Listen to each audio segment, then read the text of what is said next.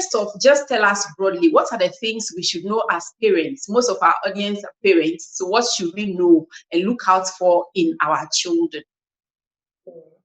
So if we look at communication development, I think firstly it's important to just recognize that communication is just one of the domains of development within your child. Although it is a very, very important domain which influence emotional well-being, social well-being, academic success, and also later on vocational success. Um, and before we can know what to look out for in communication, we just need to be aware of what communication actually is. So often as parents, we think a child speaking, saying words and sentences, that is the most important thing to look out for. That's the only way of measuring, is my child learning to communicate? But that is not true. So communication consists of various things. It consists of speech, so how you sound when you speak, how you pronounce sounds, how fluent is your speech, how does your voice sound, and also language. And so language is how you understand when others speak to you.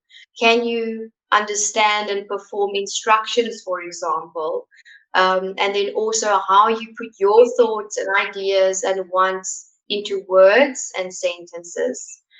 Um, so if we want to talk about milestones, it's important to mention that a milestone is just a guideline.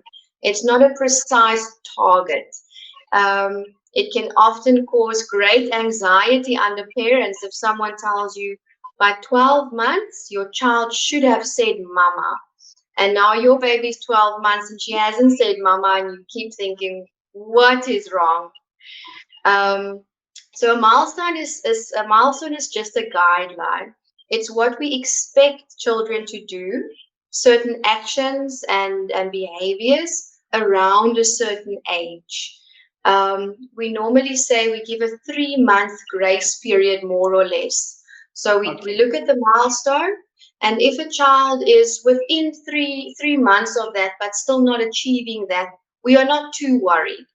If after 3 months we see the child is still quite far away from that milestone or not reaching it, then I would say seek professional help.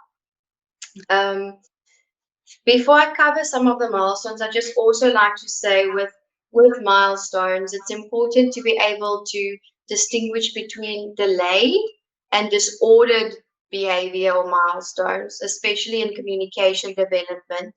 So delayed milestones would be that your child is doing the typical things, she or he is just a bit slower. So if you imagine yourself climbing a ladder, your child is climbing the ladder step by step, but he or she is just a few steps behind their peers. That is different from disordered milestones, where the child is doing things that is not typical and not part of the ladder you expect a child to climb. And that would, for example, be someone on the autism spectrum. That's just an example.